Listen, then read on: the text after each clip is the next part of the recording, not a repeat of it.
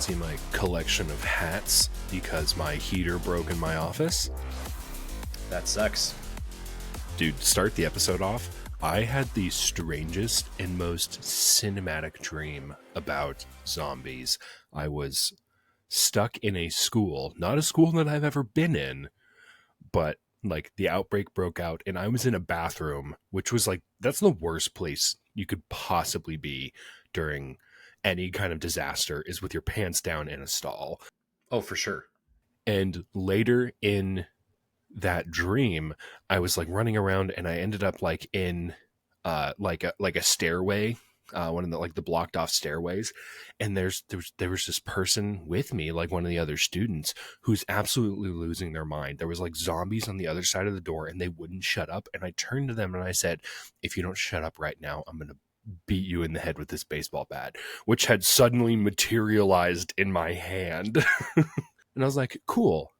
Yeah, I was like, I have some R-rated dreams, because I was about to murder this person. I was like, listen, it's not going to be either me or you. As dreams do. Dog tax. And that's tumness. High tumness. Dog tax. We love the dog tax here on the show. Thankfully, I have not had any dreams of Nosferatu, so that's good. Holy hell, that movie is scary. Super spooky. You're going to get a thumbs up from both of us here at the show for Nosferatu. Yeah, it's you should not go see it if you're still in your teens, is what I'm going to say. Well, definitely not. There's like a lot of adult themes in there and some criminal adult themes too. Some of the things in there are crimes. Just saying, there's a little bit of necrophilia. Yeah, okay. I wish you wouldn't have said it, but I'm still trying to block it out. That's fair. I had actually just watched Last Voyage of the Demeter before watching Nosferatu, and I thought the Demeter was a scary movie, but I really enjoyed it. Nosferatu is like 3 to 4 times scarier. Nice. Welcome to the Sith Show. So far, we have talked about Plagueis, Scabrous, Malak, Revan, Scion, and last week, Nihilus. In the last 2 episodes, we covered the first 2 members of the Sith Triumvirate, Scion and Nihilus. This trio of Sith Lords were responsible for the Jedi Purge after Revan left for the unknown regions in pursuit of a greater Sith threat. After this episode, we can finally shut up about Traya, because she has been living rent-free in quite a few of our scripts. As the head of the Triumvirate, her hubris and desire for power drove her to undermine Scion and Nihilus and claim the power of the dark side for herself. But it was not to be.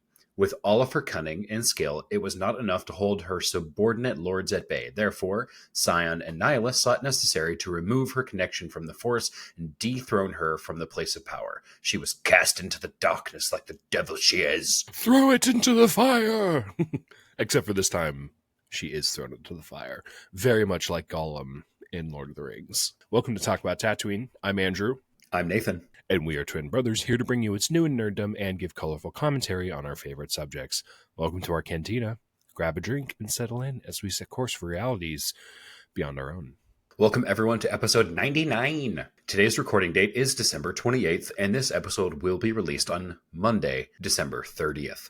Welcome to the last episode of 2024. Today we're going to be discussing Darth Traya. But first, let's start out with our starter questions. We've got a fun one for this one. So this one kind of sticks with the theme of being the end of the year and kind of start of the new year.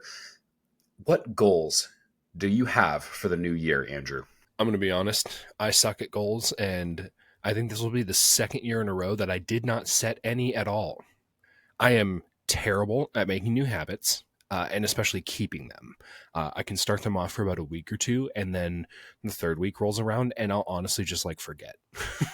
I'm just going to keep my head down, and I'm going to keep doing the things that I like and attempt to make healthy decisions on the way. I know that's like a super non-committal answer, but I know myself well enough that I absolutely fall into the category of people who bite off more than they can chew and then lose the habit after the first month. And then I just feel more upset because I just feel like a failure. So this year, I'm going to continue to trick my brain into a win by setting the bar real low. That's one way to achieve victory. I myself am always a goal setter. I work with a lot of people in my professional position to set health goals and have many myself. For sure. But I also set goals for many different areas of my life. So financial, personal, health, and professional. If you guys don't know, I actually ran a podcast for a while. That was a health podcast. We called it the Healthy Humans Podcast. And I actually like ran a couple episodes about how to set healthy habits. And one of the biggest things is getting past the first hump, which is literally the first few weeks. Like that is the hardest part statistically for everybody. So I know how you feel, brother. I think the most relevant goals I have here are really for our podcast and Etsy shop, which we're going to talk a little bit about our progress, kind of like a year-end summary at the end of the episode today. But I would love to hit like maybe some affiliate statuses next year. Would love to see a more consistent revenue stream from some of our social platforms. I think that would be awesome. And I think my biggest goal for this podcast would be to hit YouTube partner in 2025. I think that would be amazing. Yeah, that would be really, really great if the podcast could be self-sufficient, because right now it is kind of coming out of our own pockets. But I mean, the thing is we do love the podcast. We do love working on the podcast. It's such a joy, and it's really hard, and we've had to like make a lot of new skills, but it's been such a blast. So I wouldn't trade it. I mean, we're on episode 99, so it's kind of like, yeah. I think at this point it's setting in that this isn't just like, oh, let's start something. It's like I feel like we are well over that hump that you were talking about. 100%. Like 99 episodes, that's big. Watch us quit like between now and the new year. That would be horrible. No, brother, we've got this. No, you're right. Let's get settled in right out of the gate. Darth, Traya, also known as Kreia, they're the same person. So we're going to use their names interchangeably. Kreia is her Jedi name, and Darth Traya, or just Traya, is her Sith name. She didn't fool a single player back when KOTOR 2 came out, because she joins your party as Kreia, and then she like proceeds to teach you, like as a Jedi historian, things about the dark side and the light side and Darth Traya. I think she even mentions her. She's like, oh yeah, that other lady. And it's like, don't you mean you? Is it weird that your names rhyme? All right. She's like, no, but they're spelled differently. It's Kreia and I'm Traya. Like, they'll never figure it out. Yeah, exactly. So the Jedi, formerly known as Kreia, like many Dark Jedi, began their journey in the Force as a servant of the light. Dutiful and determined, Kreia was a historian for the Jedi and accumulated knowledge at an astounding rate. There were few Jedi, both before her time and after, that could match her intellect and knowledge of the Order and of the Force itself. She would actually go on to train many Padawans in her time, but none was more famous than Revan himself. Even though the events of KOTOR 2 happen after the original KOTOR, because it's a sequel, 1 comes before 2, almost every character in the second installment predates Revan and Malak, and I just think that's neat. Kreia was a very influential member of the Jedi Order, though her methods were unconventional. She invited controversy in the fact that she wanted to free the sentient beings of the galaxy from being slaves to the Force. Yeah, we encounter hippie vibes super quick. Whatever.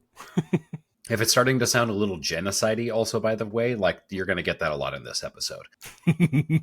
We start off a little off the beaten path. Her quest led her away from the light, as most Jedi do, and towards the dark side, a pathway more open to the varying philosophies of the Force. It is ultimately the activation of the mass shadow generator, weird how mass casualty events can do weird things to people, that pushed Kreia over fully to the dark side, and she was overwhelmed by the power of the dark side at Malachor 5. So basically she was like, yep, this is my turning point. Good to go. Turn to the dark side or go crazy is kind of my assumption here. Yeah, that's really what it felt like. Subsumed by the power of the dark side, she would go on to found a new Sith empire, although her empire would burn fast and hot before it eventually toppled. Also, side note here, in Revan's attempt to save the Republic, it is those under his command that ultimately doomed most of the Jedi Order. If it wasn't for Mitra and a few other Jedi, the Sith Order rise from the ashes under the rule of the Triumvirate is almost completely a result of Revan's actions. He's like, he leaves the galaxy to be like, I'm going to go find a greater Sith threat, and the greater Sith threat was right in front of you. Yeah, Revan With all of his power and all of the deeds and feats he performs, he doesn't set the Republic up for success. Not at all. Well, first he burns it down, and then he's like, I'm going to leave you in a very weakened state. And they're like, okay. Whatever you say. Whatever you say. You're the boss. We don't really want to piss you off. Like the rest of our triumvirate, Traya came about when Traya came about when Revan came back to the light and reclaimed his identity as hero, savior, and Jedi. And she began to build her order in the shadows. Traya is eventually cast out of her own order by Nihilus and Sion, who go off on a rampage and go nuts around the galaxy. This becomes known as the First Jedi Purge. As a result, most of the Jedi Order was wiped out, and only a scattering of Jedi survivors, not related to the game, are left to carry on their monastic teachings towards the light. You would think Traya would be okay with this, though, right?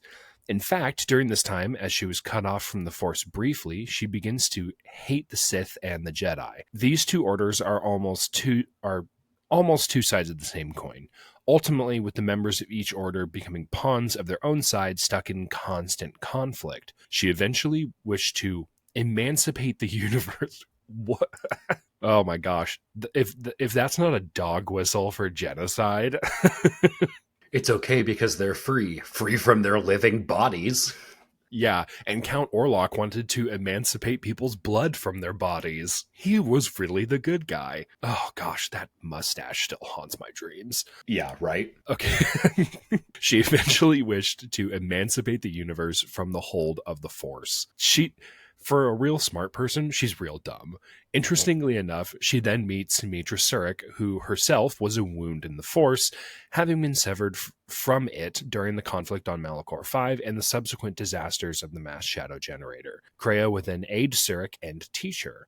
She wanted to exterminate the Force, so why not start with her old disciples? It was a win-win for everyone. Before doing so, Kreia helped Surik reunite with her old masters, then banished her on Tatooine. Super fun. This meeting did not go well for them. They did not see Surik as welcome back into the Order, a liability of sorts. They were like, hey, you sort of kind of like committed a huge war crime, and now you've got this whole wound in the Force thing going around. You're kind of a social pariah. We don't like you anymore. So now that she had this strange relationship with the Force, she was also able to make attachments to others very easily.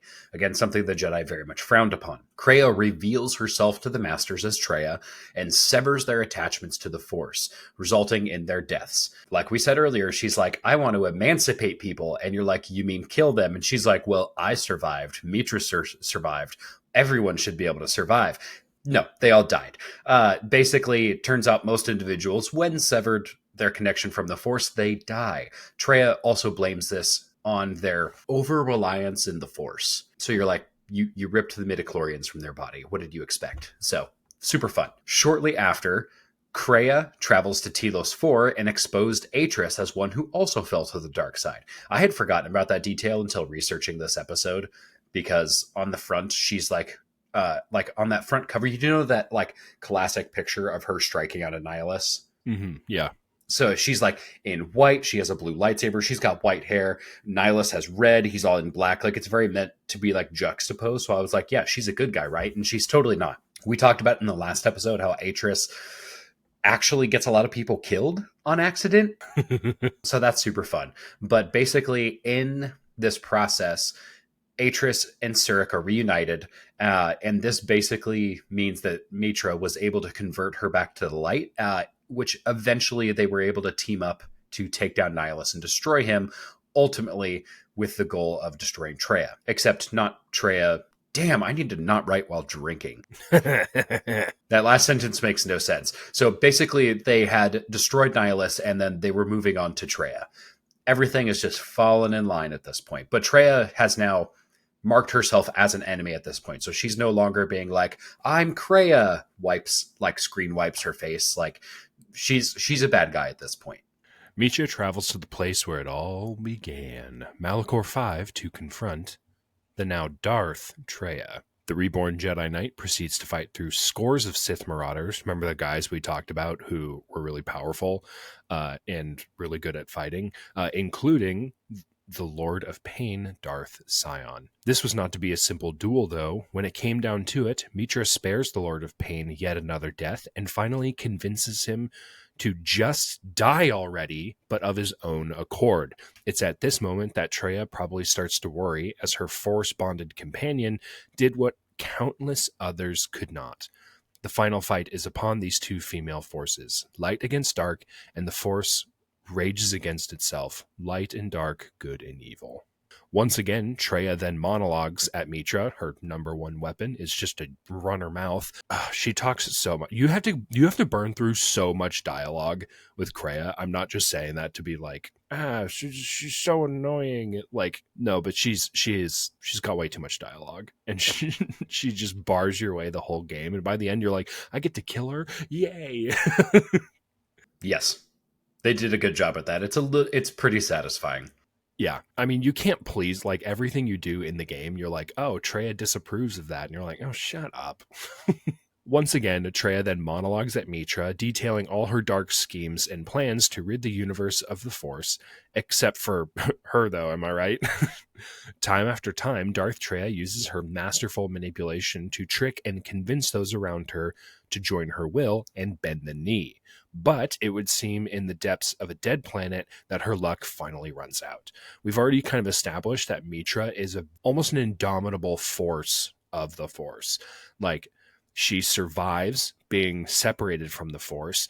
She takes down like an army of marauders, including the Lord of Pain. And before this, she actually helps take down Darth Nihilus as well. So she's got two Sith Lord tallies on her. And at this point, I'm like, there's nothing you can do to stop her. She is a bulldozer. Okay, so Mitra can't get on board with her promise of power and draws her lightsaber. You have probably heard the saying that the pen is mightier than the sword. In this case, 3 laser swords pick up where the pen fell short. Darth Traya was a master historian of the Force and knew many different forms of lightsaber combat. Combined with her sublime control of the Force, this Dark Lord of Lords would display a lightsaber style that we have never seen before. Using her superb abilities of telekinesis, Traya wielded 3 lightsabers that she suspended in the air in front of her, while also imbuing them with almost what seemed like their own level of intelligence. How could she lose? How could she be bested by a Jedi who served under a Padawan that she herself trained? Pride and hubris would once again blind Darth Traya. Her entire story arc is a tragic tale of foreshadowing and repetition. She could never hold on to power for very long. She was exiled from the Jedi Order. She was ousted from her own triumvirate, and when it seemed like she was about to be crowned the comeback queen, she was humbled for a third and final time. Even against overwhelming odds, the redeemed Jedi before her cut down each of her lightsabers in turn, and with little remorse turned her blade upon the Queen of Blades, and there in the husk of a world, almost 4,000 years before the birth of Anakin Skywalker, the reign of Traya had ended. I love the Kerrigan reference there. I think that's a really good touch. Very well written, brother. Mitra did, however, leave with a parting gift of prophecy from Traya, because what best suits this character than being like, I'm going to talk at you one final time. So she basically showed her a vision of what the galaxy had in store because everyone had an over-reliance on the Force, as she would put it. And this basically gives us the legacy of Traya. I think something that is important to note is that all of this takes place in a time where the Sith function as an entire society. Now, we have not gotten to the rule of 2 yet, which we're actually going to switch to in the next episode. Spoilers, but the legacy of Traya leaves behind an almost decimated Jedi Order. So she did pretty well for what she wanted to accomplish. Almost. And she leaves a Sith culture behind that continues to breed distrust. However, I will say the Jedi Purge is one of the most successful campaigns against the Jedi until Sidious starts the Empire. Eventually, the Jedi were able to bounce back and reform the Order after this purge. Traya never got to see her goals of the universe freed of the Force realized. However, she was right. Her gifting part of prophecy was that the light and dark would fight it out for over centuries to come, the galaxy experiencing war after war over and over and over again in the name of the Force. So she showed this to Mitra, and it all happened. She did not achieve what she wanted to. Again, she was like, well, if nobody has the Force, then like people will stop fighting. And I'm like, that's not how that would ever work, but okay. So Yeah. it's a very, very interesting point of view, but also like kind of naive.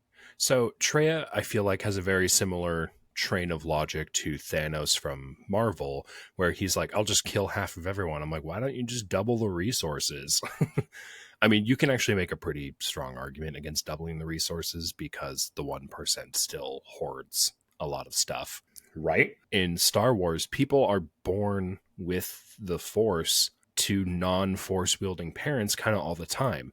So to remove the Force forever, she would have to destroy every midi-chlorian ever, probably confront the father, son, and daughter on Mortis and kill them, because I feel like that is like the actual source of the Force. And I still think even then that wouldn't do it.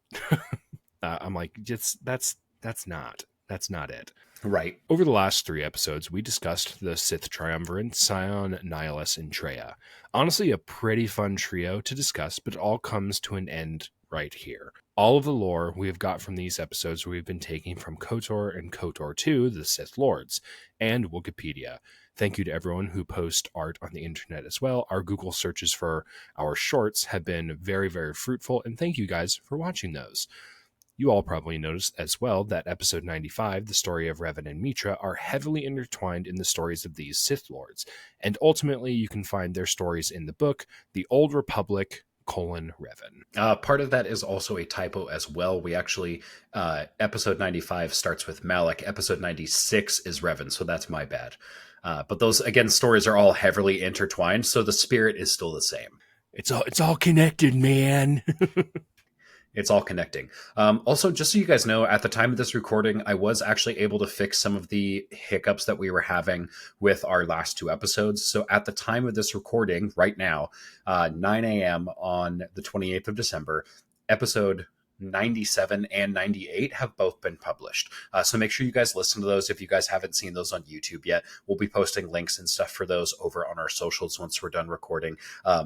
Seriously, sorry I didn't pursue a solution to that. I literally was like, hey, the website's not working. And then I just checked it over and over again. And I was like, hey, the website's not working. And then it finally occurred to me after 2 weeks, maybe I should look for a solution. And I did, and they're posted, and I'm sorry it took so long. So my B. Okay, well, hold on. I'm gonna pipe in on your defense here. It's not like you were sitting at your computer doing nothing. We have such a, I would say, a detailed workflow for content we put out for the episode that if we don't like, hey, if this one thing's not working, we just move on to the next thing and start pumping out content. You've been pivotal in our success in putting out shorts on time this week, and that's been extremely helpful. Well, thank you, brother. I have actually tapped into your workflow because you have a very nice table set up where we can track everything and update the statuses on everything, which is much better than me writing it down on sticky notes on my desk. Yeah.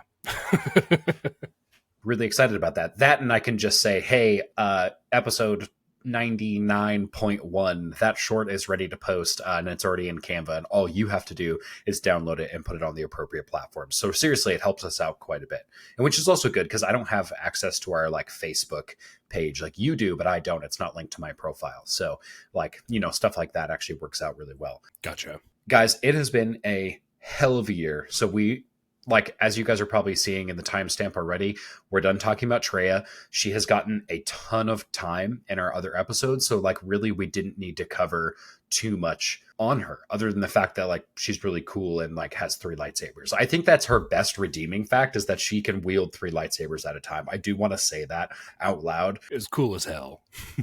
For all of the haters, because we trash on Traya quite a bit. But that's, again, being, like, this is like from Knights of the Old Republic to the Sith Lords. We played this when we were young. All we wanted to do was fight stuff. So having to listen through dialogue was not interesting. As an adult, I find the dialogue a little bit more interesting. I still want to kill stuff, though. So I just want to put that out on the table. So thank you guys so much.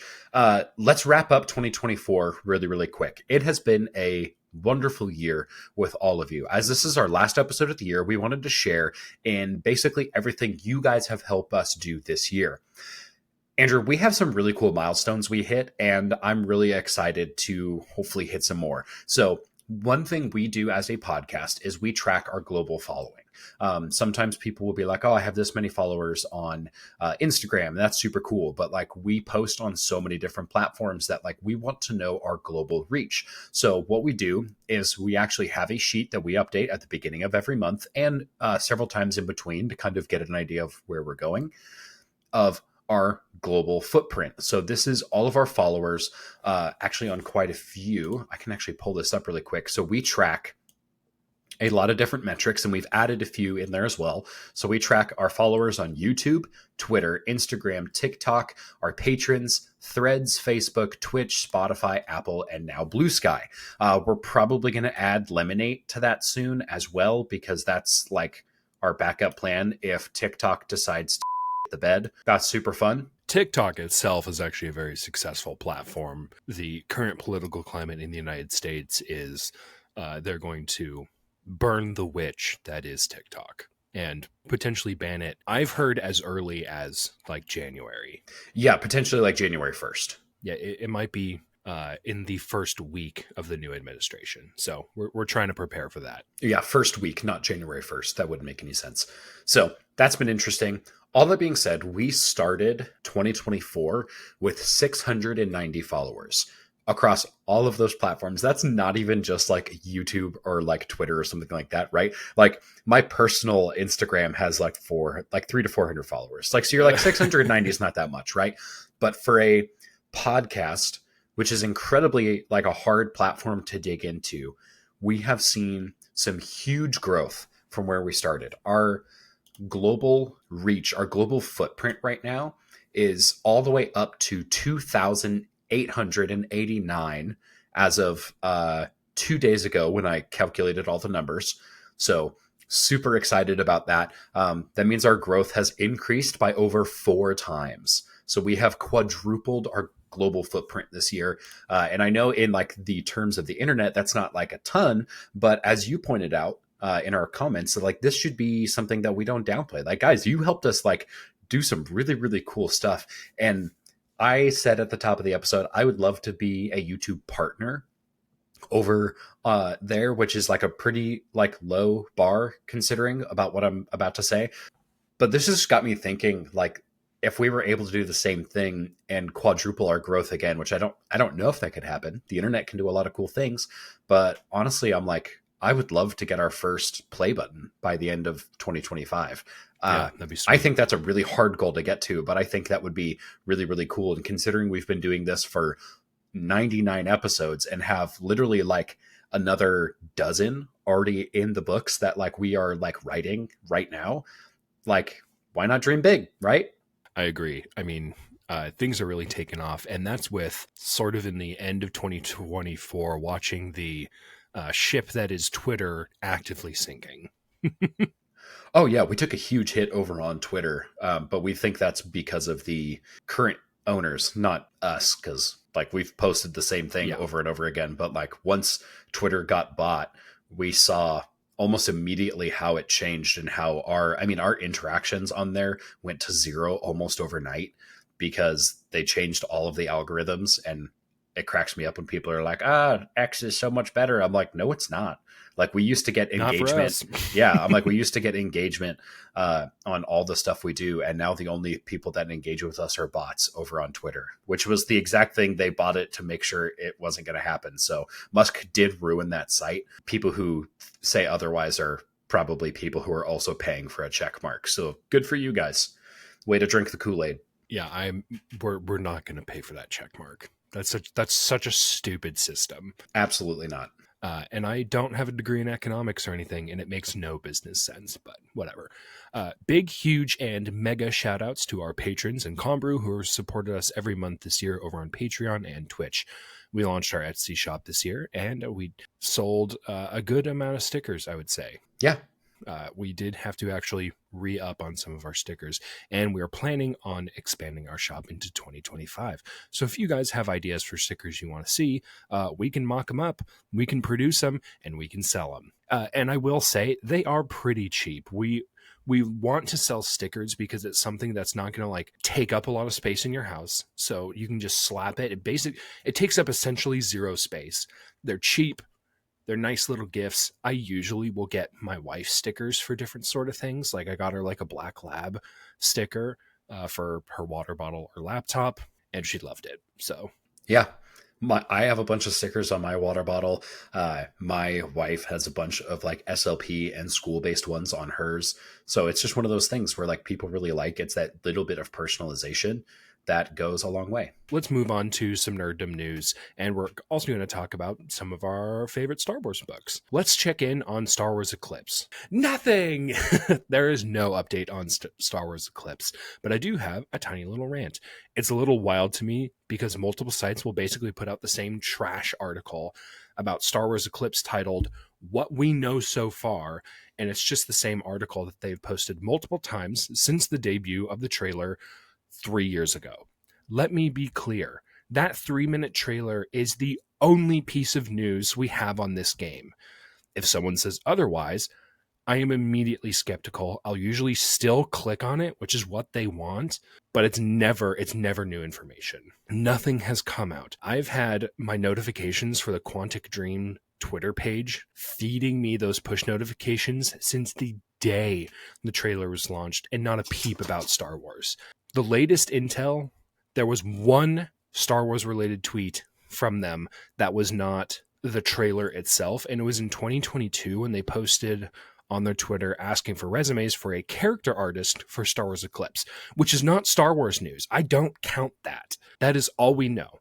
The official website has stated that it is in early development, i.e. no change for over 3 years. One thing we have had come up in our comments quite a bit is where people asked where they should start reading in either Warhammer or Star Wars. Here are some suggestions from the two of us regarding Star Wars books. Andrew, go ahead. One book I want to highlight for you guys, and I think is a really good place for people who want to get into Star Wars literature, is Darth Bane, Path of Destruction, and also it's really going to prepare you for next week's episode. This is written by Drew Karpyshyn. Written in 2007, a miner is trapped in an endless loop of toil and labor under the oppressive thumb of his employer and his abusive father. Trouble follows the young man, Dessel is his name, until circumstances conspire against him and turns his path towards violence, gambling, and murder. Check out this amazing tale and see the genesis of the Sith Lord Darth Bane as he seeks to bring revolution to the users of the dark side and ruin to those who stand in his way. This book will keep you on the edge of your seat till the very end and is followed by 2 more books by the same author, Rule of Two and Dynasty of Evil. Star Wars really likes its trilogies. Those are some of my favorite books of all time. None of the books that we are going to recommend right now are in the current Star Wars canon, which really sucks. If you want to read just canon books, like, I don't know, man, like that's going to have to be a different episode entirely, because we have to break down like what's different about the two universes, like all these different things. So we're not going to go down that right now. I am a huge fan of the Republic Commandos. So Karen Travis's Republic Commando series is probably going to be my recommendation. Yes. Now, keep in mind, I've had this described to me as a author's wet dream about Mandalorians.